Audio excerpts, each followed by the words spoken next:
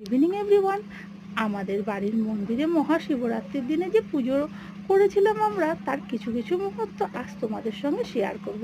এর আগে ব্রাহ্মণ দাদার পুজো করা, আমাদের পুজোর আয়োজন করা, ভোলে বাবাকে জল ঢালা, অঞ্জলি দেওয়া, সমস্ত কিছু তোমাদের সঙ্গে শেয়ার করেছি, এমনকি আরতিও শেয়ার করেছিলাম। আজ তোমাদের সঙ্গে শেয়ার করব আমাদের আশেপাশে থেকে বোনরা বৌদিরা জল ঢালতে এসেছিলো, আর কত মজা করে আমরা দিনটা কাটিয়েছি সেগুলো। চলো, আমাদের পুজো শেষ হয়ে গেলে, আমাদের জল ঢালা কমপ্লিট হয়ে গিয়ে অঞ্জলি দেওয়া হয়ে গেছে, ব্রত কথা শোনা গেছে, তারপর আশেপাশে থেকে যারা এসেছিল তাদেরকে আমরা হেল্প করছিলাম জল ঢালার জন্য।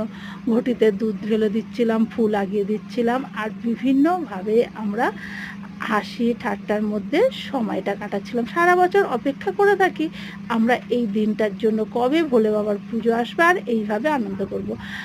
রাতে যখন মন্দির থেকে উপরে আসলাম ঘরে, তখন দেখি বোন দুরকমভাবে সাবু মেখেছে। একটা কলা, নারকেল, চিনি দিয়ে, আর একটা কাঁচা লঙ্কার নুন আর একটু চিনি দিয়ে মেখেছে। গন্ধরাজের লেবুও দিয়েছে এর মধ্যে, আর হাতে গোনা কিছু ফল কেটে নিয়েছিল, এছাড়া কিছু মিষ্টিও রেখেছিল। এগুলো খেয়ে উপোস ভঙ্গ করলাম আমরা, আর রাতে ঘুমিয়ে পড়লাম। ভিডিওটা ভালো লাগলে